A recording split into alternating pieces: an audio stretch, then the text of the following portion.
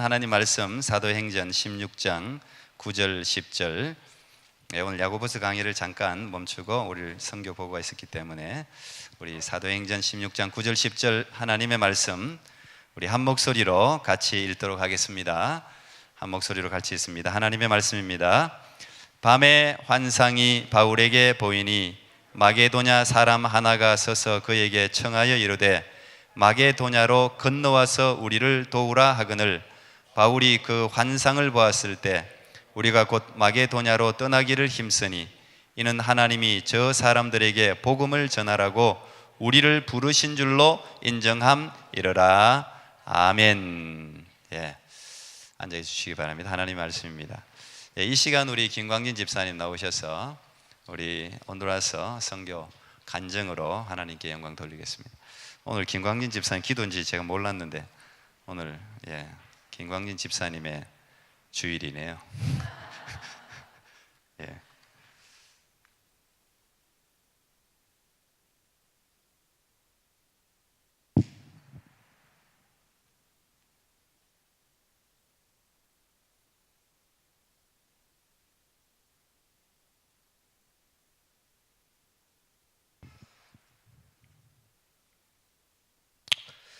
먼저 선교 기간 내내 우리 팀을 안전하게 지켜주신 하나님께 감사드립니다. 우리 팀이 그곳에서 받은 축복과 은혜가 우리가 행한 일보다 몇 값잘 많았습니다. 지금 이 시각에도 온두라스 어린아이들이 맑은 눈망울이 눈에 선합니다. 그리고 저 개인적으로는 사랑이 넘치고 에너지가 가득 찬 우리 선교팀 청소년들한테서 은혜를 많이 받았습니다. 잠자리, 화장실 등 기본 환경이 열악한데도 어떤 불만 없이 서로를 격려해 가면서 사역을 감당하는 우리 아이들을 보면서 역시 하나님 안에서 자란 아이들은 다르다는 것을 느꼈습니다. 어떻게 인생을 마무리할까 늘 고민하는 나로서는 이번 선교 여행이 매우 값졌습니다. 현재 도착하니 구체적 일정과 대상이 명확하지 않아 그때그때 상황에 맞게 선교 프로그램을 바꿔가며 진행하였는데 우리 팀이 하나가 되어 일사불란하게 움직였습니다. 정말 자랑스러웠었습니다. 자연 환경도 우리를 도왔습니다. 그렇게 많다던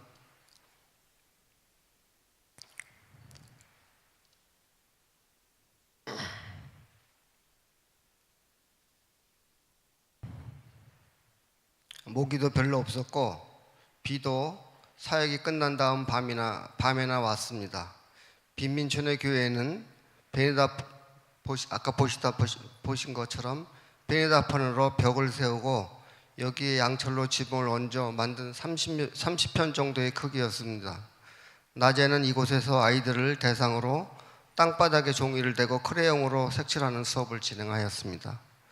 저녁 집회에는 이 허름한 공간에 눈물로 가득한 기도가 넘쳐 흘렀습니다.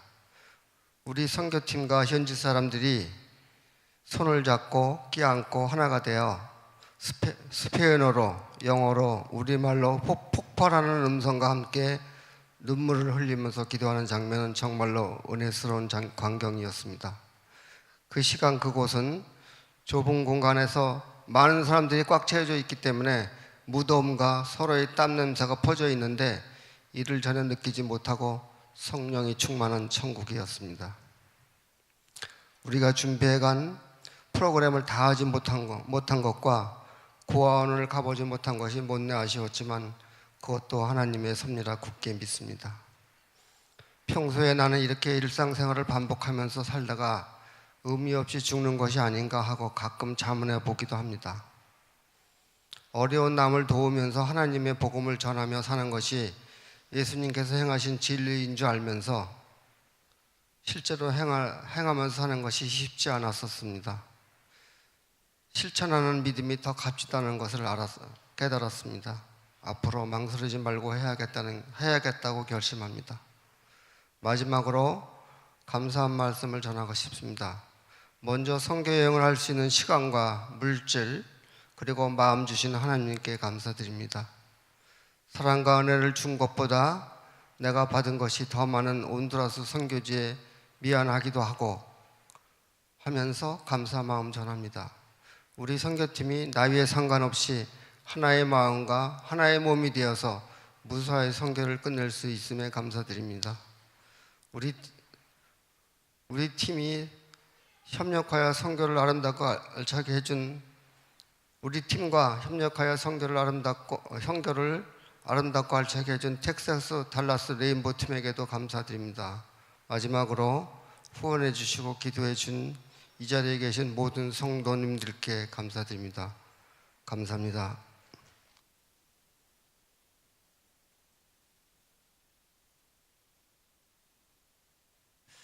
할렐루야. 우리 김광희 집사님 가시기 전에 본인이 영상으로도 인사를 하셨는데 정말 내가 무슨 도움이 될 수 있을까?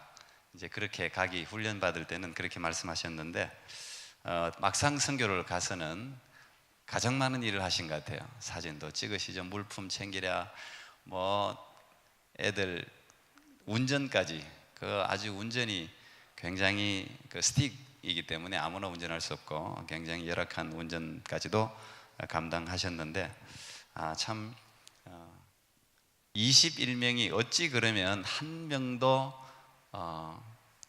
그냥 온 사람이 없이 다 한 사람 한 사람이 자기 역할들이 있더라고요. 항상 우리 해마다 선교를 갈 때마다 우리가 뭐 시나리오 없는 거죠. 그건 누가 갈지, 어떤 사람이 모일지, 어떤 곳을 갈지 사실은 선교라는 게 알 수 없는 것인데 하나님이 기뻐하심으로 다 필요한 사람들을 그 해 부르셔서 합력해서 선을 이루는 것을 보게 되었습니다.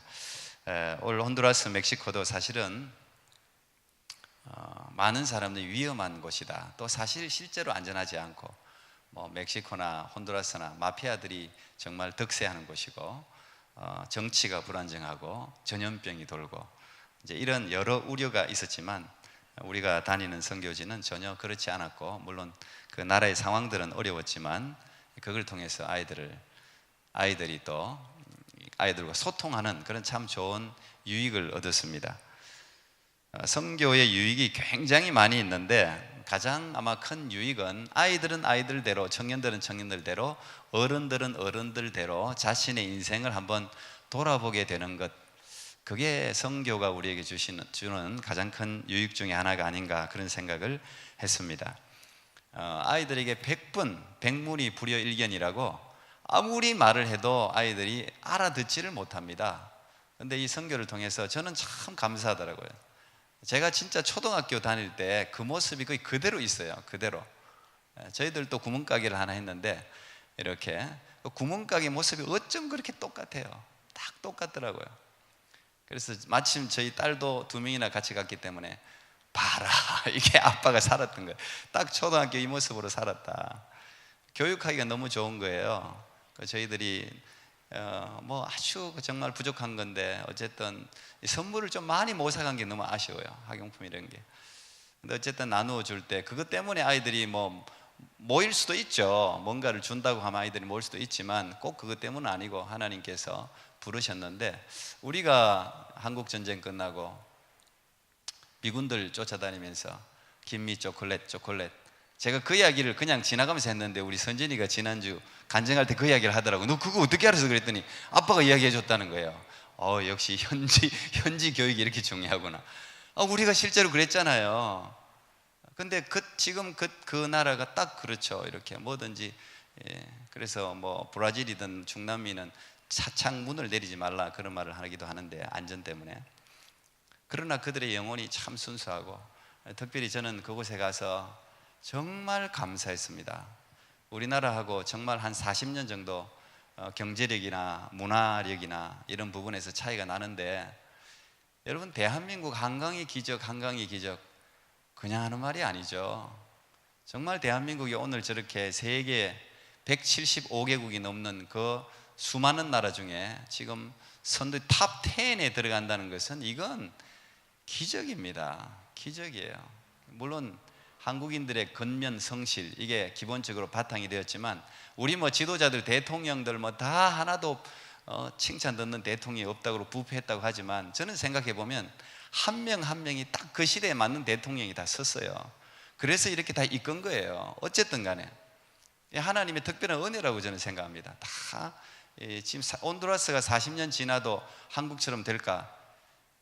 저는 예스라고 말하기 어려울 것 같아요. 일단 국민성이 우리하고 다르고 하나님의 특별한 은혜고, 무엇보다도 저는 제가 칼럼에도 잠깐 적었지만 우리나라에 온 그 선교사님들이 정말 거기에서 생각이 많이 났습니다. 지금 우리가 혼두라스에 가서 비교되는 경제력, 문화력, 1884년과 19세기 말과 20세기 초기에 선교사님들이 우리 조선 땅에 방문했을 때 그 차이, 비교가 안 되는 차이입니다. 비교가 안 되는 차이예요. 아마 우리 아이들 보고 은혜를 받고 막 눈물을 흘리고 그래서 제가 농담으로 그랬죠. 너 여기 살래? 너 여기 어떻게 한 6개월 정도 살면 어떠니? 애들이 대답하기가 어려워. 산다고 말하기도 어렵고. 그러니까 에어컨만 들어오면 살겠습니다 이러더라고요. 에어컨만 들어오면 살겠다 그러더라고요. 화장실만 되면. 우리 잠시 갔다 오는 거잖아요. 우리는 잠시. 제가 그 한 달만 선교했다 그러면 애들 전부 다 아마 조금씩 바뀌었을 거예요. 일주일이니까 열심히 최선을 다해서 할 수 있지. 근데 여러분, 조선 땅에 선교사님들이 일주일 왔습니까? 단기 선교 온 사람 없었습니다. 단기 선교 온 사람 없었습니다. 캐나다에서 얼마나 많은 선교사가 조선 땅에 갔습니까? 미국에서, 영국에서, 호주에서, 오스트레일리아에서 얼마나 많은 선교사들이 여러분 조선 땅에 갔습니까? 거기서 자신의 삶을 묻었습니다. 냄새 엄청 났을 거예요. 우리가 거기 가도 그거 땀이 뻘뻘 나면서, 아까 빈민촌 이야기 잠깐 하셨는데, 그거 뭐 여러분 생각해보면 40도 되는데 양철 하나 있어요. 양철 하나. 그 안에 얼마나 묻었겠어요. 얼마나 냄새가 나겠어요. 우리가 물론 성령의 감동하심으로 그들을 껴안고 같이 기도했지만 짧은 시기니까 그렇지, 선교라는 것은 특별한 게 아니거든요. 선교라는 것은 그들과 함께 사는 거예요. 뭐 특별하게 무슨 뭐 아주 어메이징한 일이 매일같이 일어나는 게 아니에요. 그냥 그들의 삶에 동참해서 같이 사는 게 선교거든요. 그게 어려운 거거든요. 근데 조선 땅에 얼마나 많은 선교사님들, 그것도 무슨 여기서 할 일 없는 사람들이 아니라 이 캐나다에서, 미국에서 다 인류 대학을 나온 사람들입니다. 이곳에서 살아도 얼마든지 많은 돈을 벌 수 있는 엘리트들이 한국에 왔습니다. 지금 이 한국 교과서에는 이 선교사들의 이 업적이 너무 제외되어 있어요. 한국 교과서 수정해야 됩니다. 선교사님들이 한국 땅에 미친 영향력은 엄청납니다. 엄청납니다. 사실 교육, 복은 선교사님들이 다 한 거예요. 선교사님들이.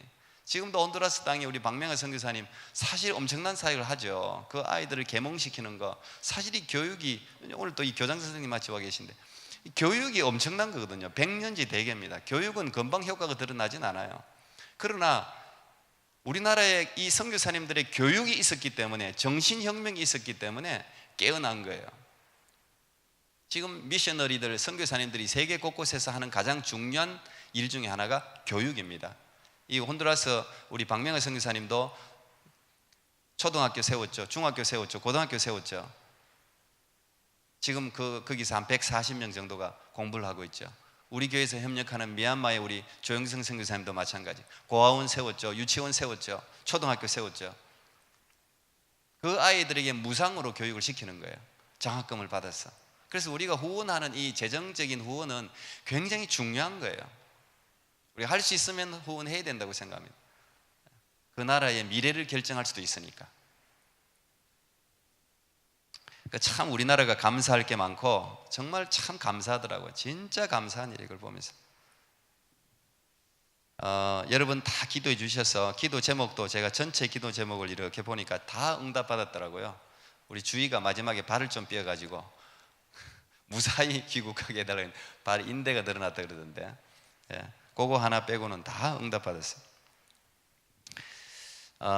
저는 오늘 이 와서 우리를 도우라 이런 제목인데, 이 선교 보고도 있고 해서 우리 인생을 한번 돌아보는 시간을 가졌으면 좋겠어요. 어떤 인생이 멋진 인생일까? 모든 사람들은 한 번쯤은 자기 삶을 돌아보게 되어 있습니다. 그 시점이 다를 뿐이지 누구나 인생을 돌아보게 되어 있어요. 자녀들이 자랄 때 돌아보는 사람도 있고, 다 자녀들이 커서 돌아보는 사람도 있고, 병원에 입원해서 돌아보는 사람도 있고, 죽기 직전에 돌아보는 사람도 있고, 시점은 좀 달라요. 그러나 누구나 내 인생에 대해서 한번 회고를 하면서 어떤 인생이 정말 값어치 있는 인생일까, 멋진 인생일까, 내가 어떻게 살아야 될 것인가, 적어도 인간이라면 한 번쯤 던지는 질문이라고 생각합니다. 근데 거기에 대해서 해답은 다 틀려요. 대부분의 사람들은, 예수를 믿는 사람들이든 믿지 않는 사람들이든, 가장 많이 따라가는 게 성공지향적인 인생입니다. 성공을 위해서 다 그냥 피를 흘리고 땀을 흘리면서 쫓아가죠. 물론 이 성공이라는 개념은 조금씩 개인마다 차이가 있을 거예요. 근데 대체적으로 리차드 포스트 목사님이 쓴 책 제목대로 제가 바꿔서 표현한다면 돈, 섹스, 권력을 추구하는 삶이에요. 그게 대부분의 인생들, 예수 믿든 믿지 않든 대부분의 사람들이 그래요. 근데 나이가 들면서 어떤 사람들은 자신이 세운 물질이든 쾌락이든 권력이든 그 근사치에 성공하는 사람들이 있어요. 그걸 성취하는 사람들이 있어요. 또 어떤 사람은 자기가 목표를 세웠는데 도저히 이건 내가 얻을 수 없구나 하는 인생의 한계를 느끼고 좌절하는 인생이 있습니다. 그런데 공통점이 있어요. 성공한 사람이든 성취한 사람이든 실패한 사람이든 간에 성공한 사람은 성공한 사람대로 허무와 좌절을 느낍니다. 실패한 사람은 실패한 사람대로 허무와 좌절을 느끼게 되어 있어요. 그래서 이 인생을 다시 한번 목표를 수정하게 됩니다. 성공지향적인 삶에서 의미지향적인 삶으로 대부분 사람들이 이걸 바꿔요. 수정해요. 그래, 성공을 쫓기보다는 의미를 쫓아야 되겠다. 그래서 의미를 찾기 시작합니다. 제가 옛날에 본 영화 중에서 트로이라는 영화가 있는데 재밌게 봤어요. 거기 보면 아킬레스라는 그 전사가 있잖아요. 불굴의 전사가, 그 전사가 있는데 그 스파르타와 그리스가 전쟁을 벌이는데 그냥 방탕하게 놀고 있어요. 그 전쟁에 참여할 의미를 찾지 못하는 거죠. 전쟁에 나가면 무조건 승리하는 전사지만, 근데 친구가 와서 이런 이야기를 해요. 이런 이야기를: 네가 이 전쟁에 나가면 역사에 네 이름이 남게 된다. 이런 이야기를 합니다. 이 전쟁은 역사에 남을 것이고 참여한 너의 이름도 역사에 똑같이 남을 것이다. 이런 이야기를 해요. 그 이야기를 듣고 전쟁에 참여를 합니다. 사람은 누구나 이렇게 표사유피요 인사유명이라, 호랑이는 죽어 가죽을 남기고 사람은 죽어 이름을 남긴다고 자기 이름에 대한, 이거 굉장히 존귀하게 생각해요. 내 이름 하나를 남기는 것을 굉장히 의미 있게 생각합니다. 그리고 거기에 자신의 삶을 던지는 그 정도만 해도 굉장히 괜찮은 인생을 살아가는 사람이겠죠. 또 이제 여기서 나아가서 어떤 사람은 의미 추구에서 사명을 추구합니다. 사명을 추구하는 것은 모두 다 의미를 추구하는 것과 똑같지만 의미를 추구한다고 사명을 추구하는 건 아니에요. 이 사명은 대의적인 사명이 있고 국가적인, 가령 이제 우리나라가 일본 아래 있을 때 독립, 김구 선생이 나의 첫째 소원도 둘째 소원도 셋째 소원도 대한민국의 독립이라고 외쳤던 것처럼 사명을 쫓아가는 삶, 우리식으로 하면 하나님이 우리에게 주신 이 생명의 복음을 전하는 것에 내 목숨을 던진다고 했던 사도 바울의 고백 같은 사명을 쫓아가는 삶, 그게 가장 사실은 위대한 삶이죠. 사람은 이렇게 어쨌든 성공 추구에서 의미에서 사명으로 옮겨갑니다. 이게 사람의 위대함입니다. 제가 오늘 두 사람 어르신들을 소개하고 싶은데요, 제가 지난번도 한번 소개했는데 지금 현재 99세십니다. 한국의 지성이라고 불리는 김형석 교수, 1960년 70년대에 안병욱 교수와 함께 철학적인, 우리나라의 어떤 정신적인 부분에 상당히 많은 영향력을 미친 분이시죠. 근데 안병욱 교수님은 돌아가셨고 이제 이분이 살아계신데 지금 한국 나이로 99세십니다. 근데 이분이 지금도 건강하셔서 일주일에 최소한 한 번, 많게는 3번, 4번 강의를 나가신다 그래요. 요즘 아마 이 미디어에 자주 등장하시더라고요. 왜냐하면 100세를 살다 보니 100세를 살아보니라는 책을 출판했는데 그 책이 히트를 쳤어요.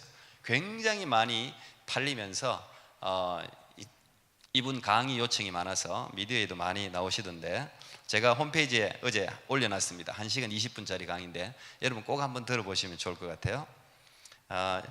이분이 이제 이 기자하고 인터뷰한 게 굉장히 많이 있습니다. 그 중에 제가 그대로 묻고 답한 내용을 몇 가지를 제가 한번 소개해 드리고 싶어요. 이분에게 이렇게 물었습니다. 어떤 사회가 좋은 사회라고 보십니까? 그랬더니 이분이 이렇게 대답합니다.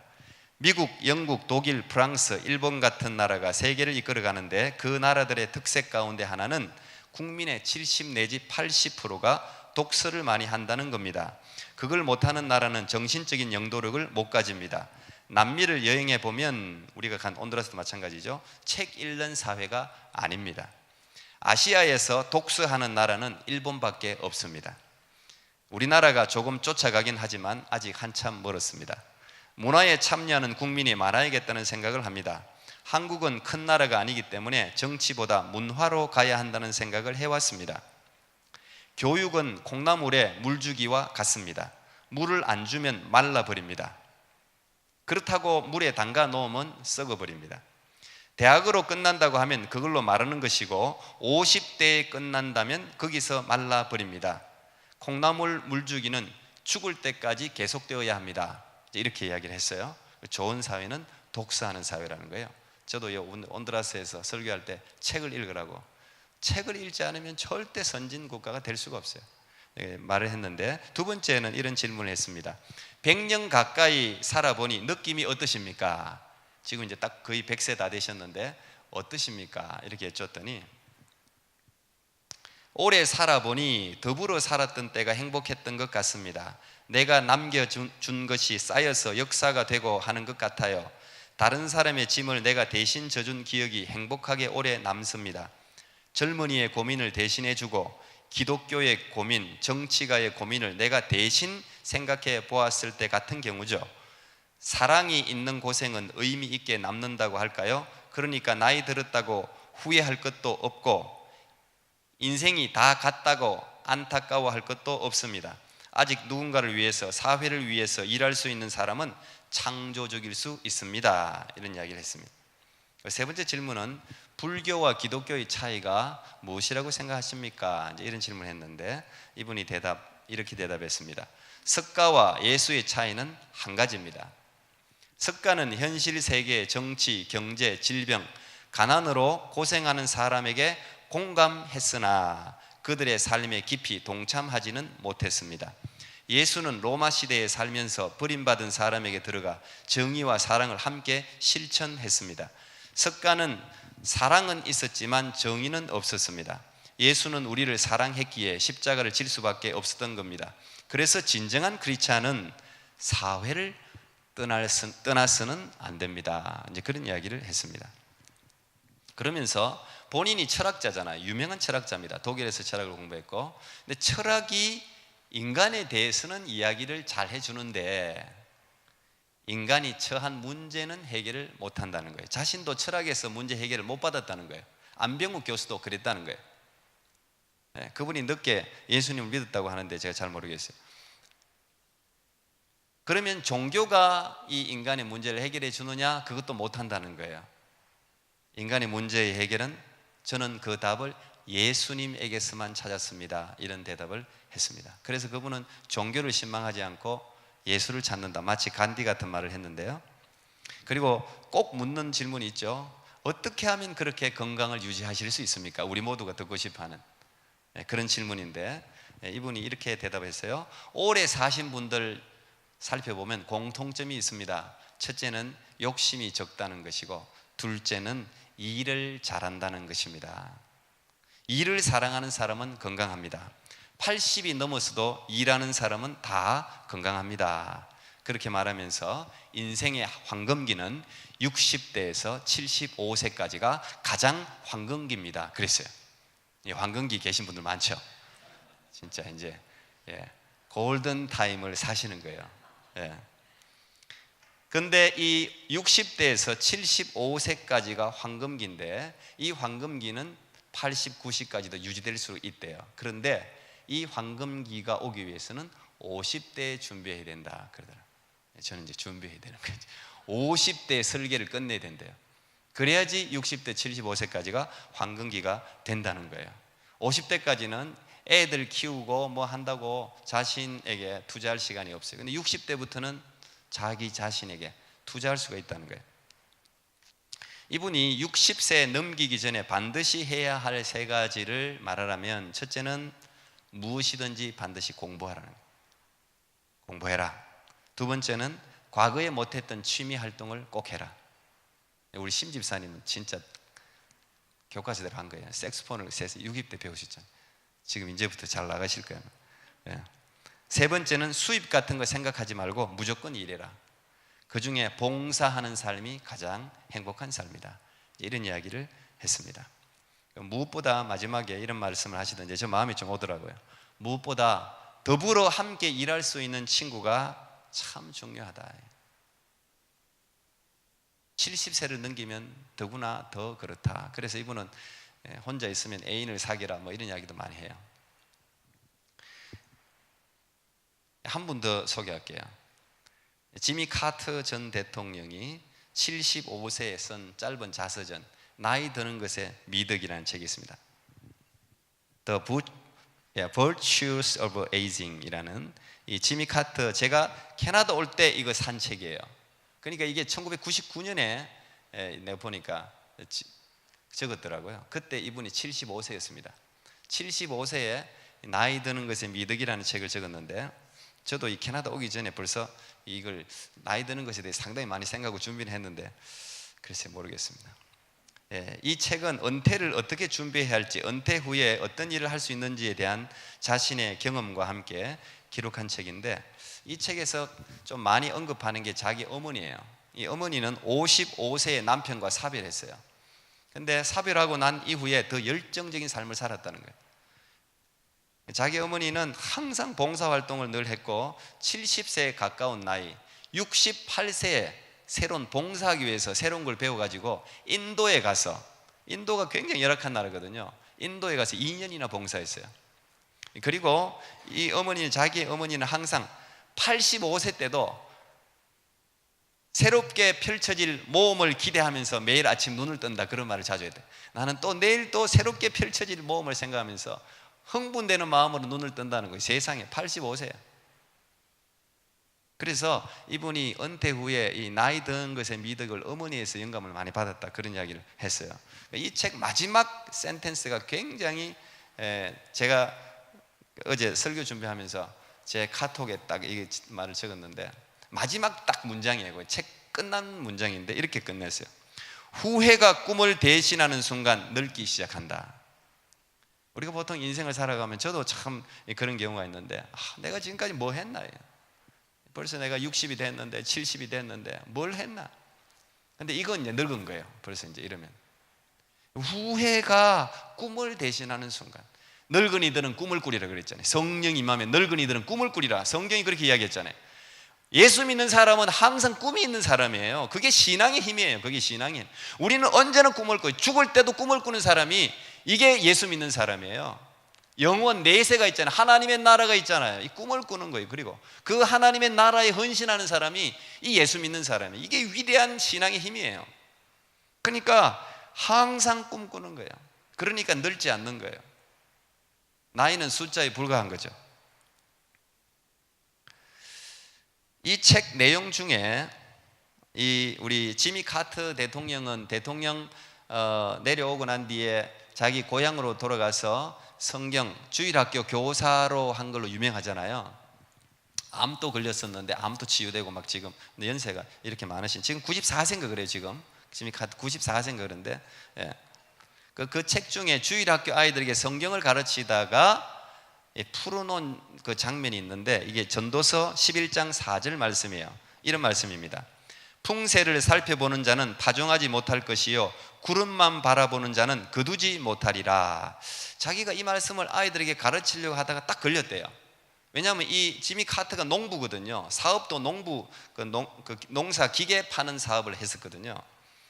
근데 이게 세번역으로 하면 바람이 그치기를 기다리다가는 씨를 뿌리지 못한다. 구름이 그치기를 기다리다가는 거두어들이지 못한다. 그러니까 자기가 지금 농사꾼으로 알고 있는 상식과 다른 이야기예요. 지금 이게 무슨 말이냐면, 농사꾼은 언제나 하늘을 쳐다보는 사람이에요.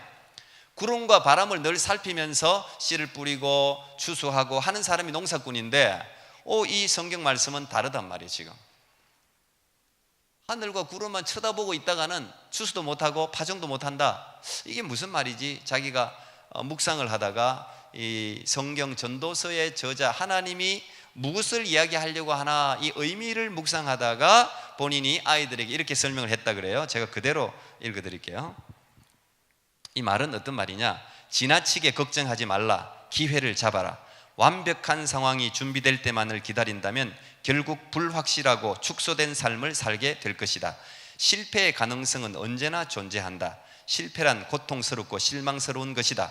그러나 완벽하게 성공하지 못할지라도 시도하지 못하는 것보다 모험적이고 불명확한 것을 추구하기 위해 애쓰다 실패하는 것이 훨씬 더 낫다.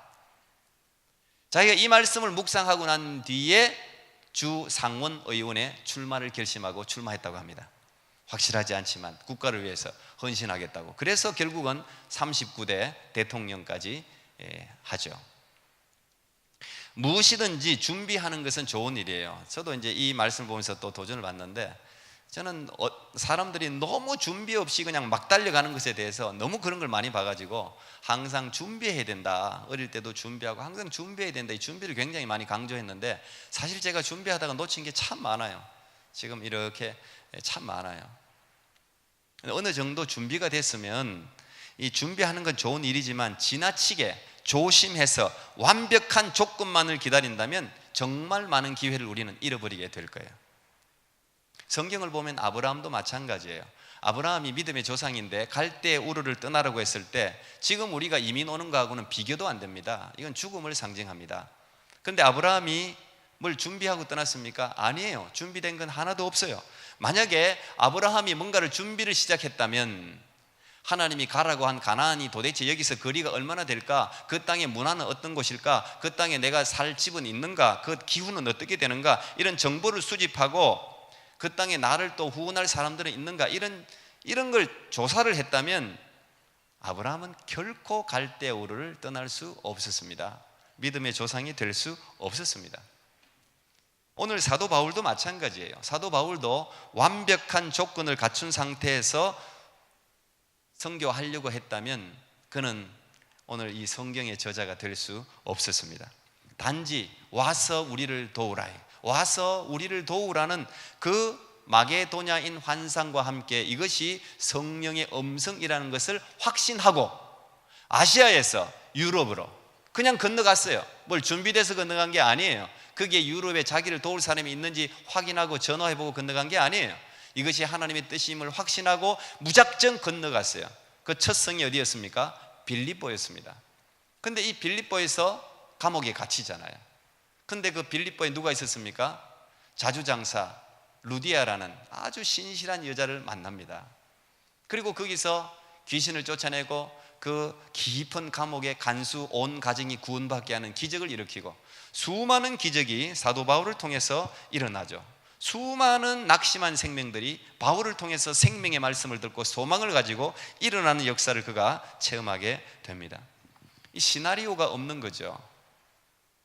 그냥 다 모든 걸 갖추려고 이거 기다리다가는 아무것도 못 한다는 거예요. 일단은 발을 떼라 이거예요. 성경은 우리에게 모험을 요구해요. 가라는 거예요. 그 길이 하나님의 음성이 맞다면 묻지 말고 가라는 거예요. 하나님 준비됐습니까? 내가 아무것도 없는데 거기 누가 나를 도와줄 사람이 있습니까? 내가 가서 혹시 어디 붙들리면 어떻게 됩니까? 뭐 이런 걸 막 묻는다면 우리가 기적을 맛볼 수 없어요. 그 사람은 평범한 삶을 그냥 살아야 돼요.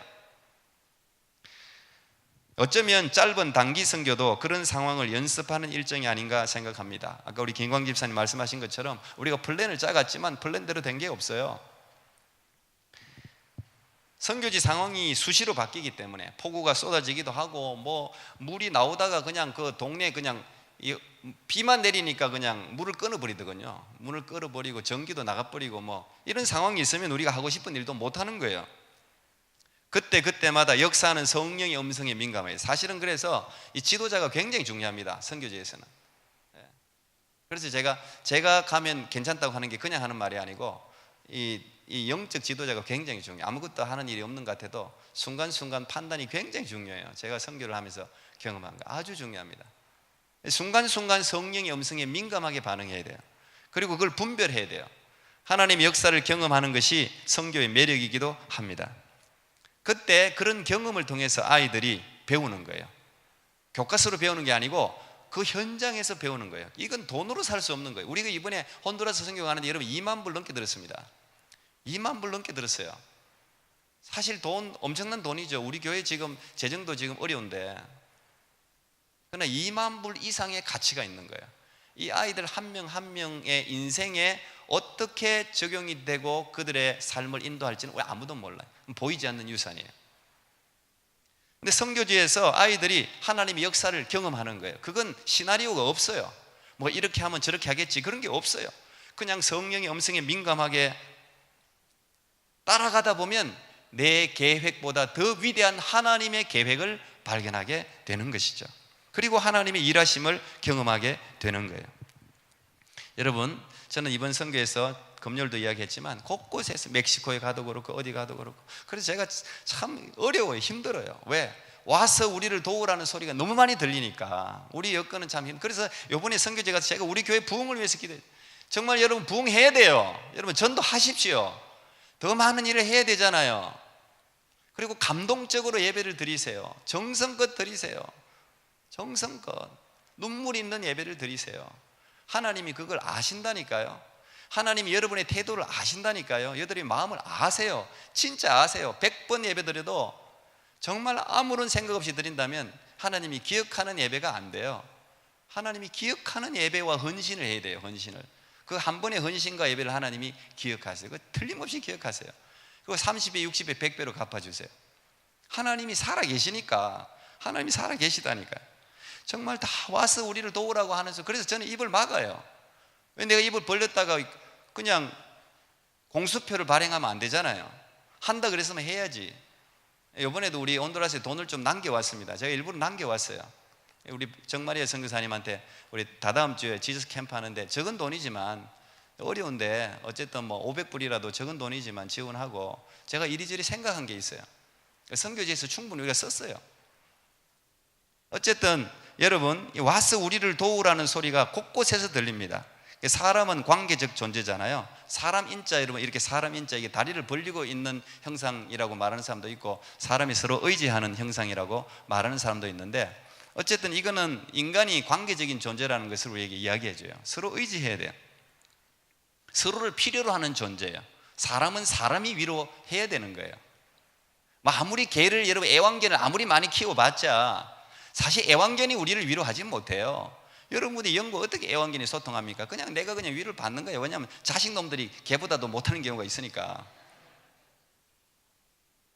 자식들 잘 키워야 돼요. 어쨌든 뭐 호의를 키울 필요 없어요.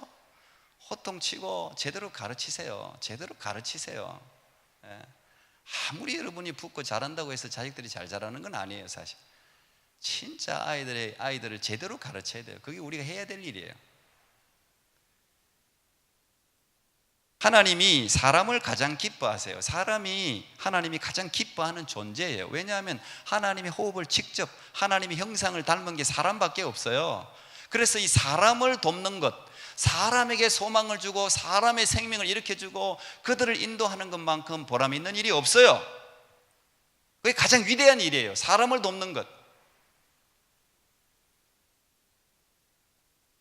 봉사, 전도, 양육, 섬김이 다 여기에 해당되죠. 그런데 우리가 어떻게 도와야 되느냐? 당연히 무조건 봉사한다. 사실 어떻게 어플라이하고 적용하느냐가 굉장히 중요한데, 이제 이건 여러분들의 과제예요. 아까 책에 나왔었는데 리차드 포스트 그 목사님이 돈, 섹스, 권력이라는 책을 적었는데, 저 책 마지막 부분이 이런 부분이에요. 적용하는 부분이에요. 적용하는 부분. 예를 들면 어떻게 이 책의 이 돈, 섹스, 권력으로부터 벗어나는 것은 답은 섬김이에요. 섬김인데 이 섬김을 어떻게 구체적으로 적용할 것인가에 대해서 뭐 대체적으로 영성신학자로서 그냥 몇 가지를 제공해 놨어요. 그 말고도 엄청나게 많을 거예요. 예를 들면 이런 거죠. 부모로서 아이들을 어떻게 섬기느냐? 그냥 아이들이 어느 때라도 부모를 찾고 무슨 말이든지 주고받을 수 있는 것, 그게 그들을 섬기는 거다. 이렇게 이야기해요. 아이를 존중하는 것이 그들을 섬기는 거다. 아이들에게 자기 관리 능력을 키우도록 가르치는 것, 선과 악을 구분할 수 있는 능력을 가르치는 것, 그게 섬기는 거다. 뭐 이런 식으로 이야기를 했어요. 교회를 어떻게 섬기는 거냐? 교회 성도들을 위해서 기도하는 것, 이것도 섬기는 거예요. 성도들을 위해서 기도하고 그 필요를 채워주는 것, 그리고 그들에게 내면 세계 이정표, 젊은이들이 흔들 깃발을 그들의 손에 쥐어주는 것, 이거 교회가 섬기는 거예요. 그리고 세상을 어떻게 섬기느냐? 사람들을 존중하는 것, 친절하게 대하는 것, 그리고 주어진 기회가 주어진다면 거기에 온몸을 던져서 봉사하는 것, 그런 것이 세상을 섬기는 것이다. 이렇게 이야기를 했습니다. 여러분, 와서 우리를 도우라. 여러분, 우리가 얼마나 많이 귀를 닫고 살았습니까? 우리도 도움이 물론 많이 필요한 사람이에요. 그런데 사람의 힐링은 어디서 일어나느냐? 내가 배울 때보다 내가 가르칠 때, 내가 도움을 받을 때보다 내가 도움을 줄 때 내 안에 힐링이 일어납니다. 내 안에 치유가 일어나요. 내 안에 자존감이 회복돼요. 내가 하나님의 형상으로 변화가 돼요. 그때 내 인생이 달라지기 시작하는 거예요. 그것은 여러분들이 봉사의 현장을 가질 때, 남들을 위해서 이타적인 삶을 살아갈 때, 그때 자기 자신을 발견하게 되는 것입니다. 우리는 100세가 되고 200세가 되고 짐이 되면 안 되잖아요. 저도 지금 이제 나이가 들어가니까 그래요. 자식들에게 짐이 되면 안 된다. 나 하나님 내 짐이 될 것 같으면 날 빨리 데려가 달라는 기도를 솔직하게 합니다. 차라리 그런 삶을 내가 살게 될 바에는 하나님 나를 데려가 달라고 해요. 근데 왜 이러면 기독교인들은 절대 짐이 될 수가 없어요. 기독교인들은 장애인이 될다 할지라도, 움직이지 못한다 할지라도 기독교인은 절대 짐이 될 수가 없어요. 왜? 기도하거든요. 여러분의 기도가 이 기도한다는 게 위대한 거예요. 내가 하나도 움직이지 못해도, 내가 말을 못해도 내 기도를 통해서 자녀들의 삶이 바뀌고 변화되는 거예요. 그게 능력이에요. 그래서 기독교인들은 살아가야 될 가치가 있는 사람들이에요. 여러분의 삶에 대해서 자부심을 가지시고, 여러분 지금 주어진 일에 최선을 다하고 와서 우리를 도우라는 검성에 외면하지 말고 작은 것이라도 민감하게 현실에 내 삶을 던져서 여러분 스스로의 자부심을 가지는 그런 삶의 주인공이 되기를 축복합니다. 기도하겠습니다. 하나님 감사합니다. 단기 선교 은혜 가운데 잘 마치고 또 우리의 삶을, 인생을 한 번 더 돌아보는 시간을 가집니다. 하나님, 시간은 째깍째깍 계속해서 흘러갑니다. 아버지 하나님, 우리에게 주어진 이 짧은 삶을 정말 하나님이 기뻐하는 삶으로, 또 나 때문에 많은 사람들이 살아나는 귀한 삶으로 우리를 사용하여 주시옵소서. 예수님 이름으로 기도합나이다. 아멘. 우리 일어서서 봉헌하겠습니다.